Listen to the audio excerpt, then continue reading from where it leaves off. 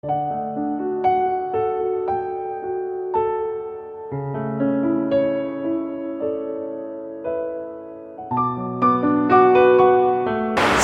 saudaraku, selamat sore buat semua anak-anak Tuhan dimanapun berada. Hari ini kita kembali jumpa dalam acara Renungan Senja atau Renja dari CBM 7 TV. Dengan saya Pendeta Deborah Dumasis Yanipa yang akan didampingi narasumber kita, Ibu Evangelis Lydia Santoso. Shalom.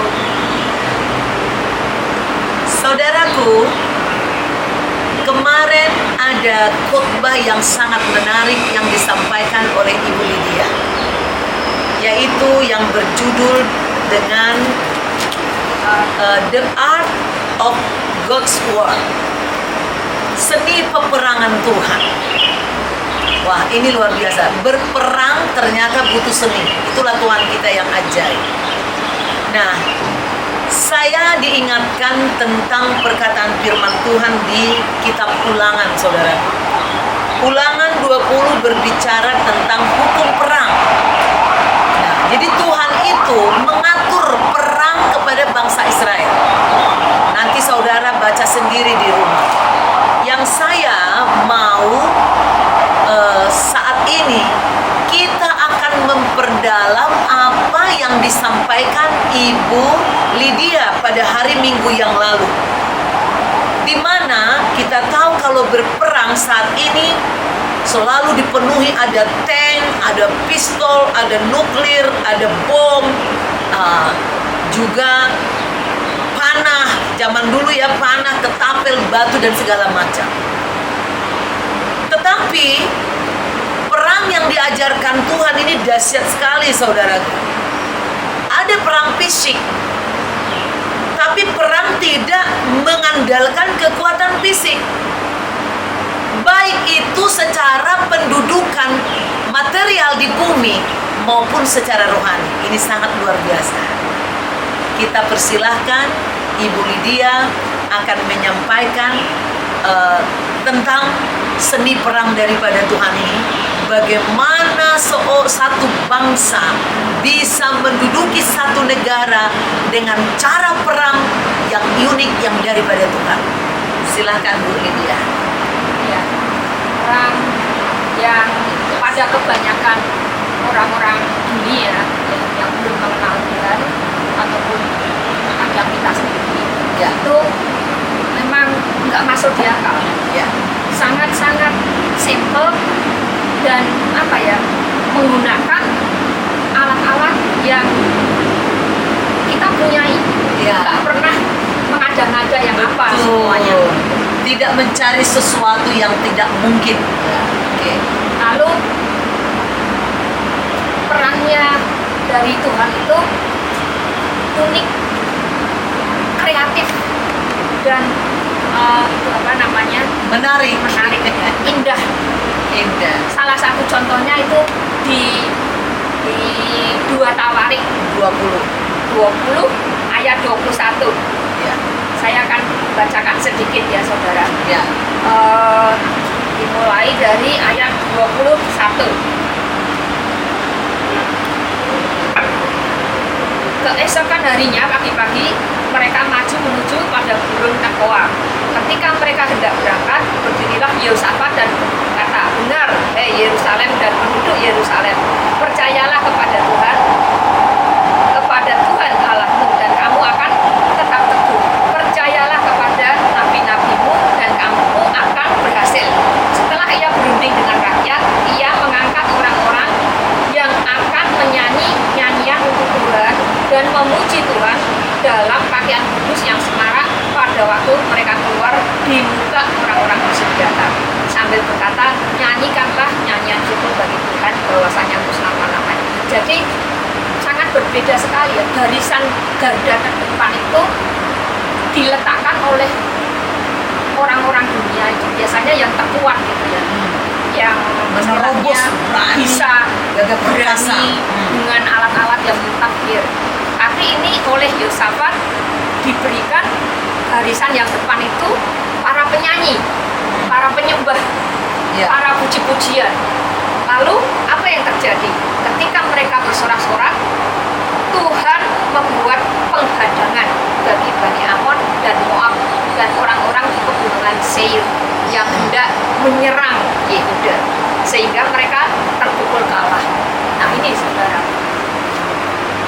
kenapa ditaruh di garda depan itu seorang pemuji, penyembah yang suka menyanyi-nyanyi Tuhan? Karena memang di hukum perang yang tadi Bu Gembala katakan bahwa hukum perang itu di Ulangan 20 tadi ya Bu ya. Ya, Ulangan Itu 20. dikatakan mereka tidak boleh takut dalam perang. Yes. Mereka harus memuji Tuhan, mengandalkan Tuhan sepenuhnya. Amin. Dan ketika mereka itu takut, mereka disuruh pulang, nggak boleh ikut. Nah inilah karena dalam Yang masih ada puji-pujian, pikiran ke rumah, pikiran ke hal-hal lain, jangan ikut perang. ya, karena di dalam puji-pujian ini tanpa disadari akan mengusir semua Ketakutan, yes. akan mengusir semua kecemasan. Wah, lawannya banyak, lawannya besar, lawannya pakai senjata yang mutakhir dan lain lainnya. Dan ketika kita menyanyi, memuji, walaupun kenyataannya, fisiknya itu memang jauh daripada kekuatan musuh, tapi jangan saudara lupakan bahwa kekuatan Tuhan itu tidak ada yang bisa menandingi. Makanya terkenal sebagai lembah pujian. Dan Ibu, kita harus tahu semua peperangan di bumi ini ada di bawah kontrol Tuhan. Jadi Dia yang menyusun sebenarnya siapa yang menang, tergantung bagaimana kita percaya apa enggak kita menang. Nah, kalau kita mengandalkan senjata kita, kalau kita mengandalkan kekuatan kita, kalau kita mengandalkan diri kita, jelas kita akan letoy, kalah. Demikian juga secara kerohanian, saudaraku. Kalau kita mengandalkan niat baik kita atau kebaikan kita, kecakapan kita, wah kita sudah kalah. Ada lagi yang lebih baik nanti.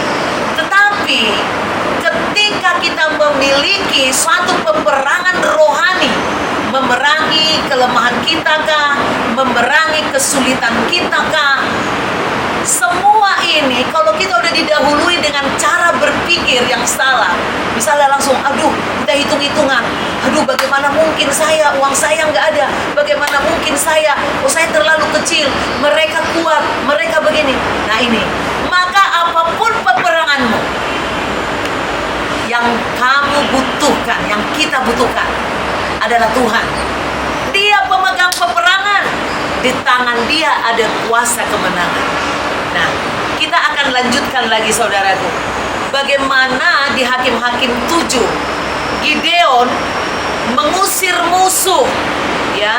Dia punya 300 perwira, dibagi 3 bagian dan masing-masing diberikan sangkakala dan buyung.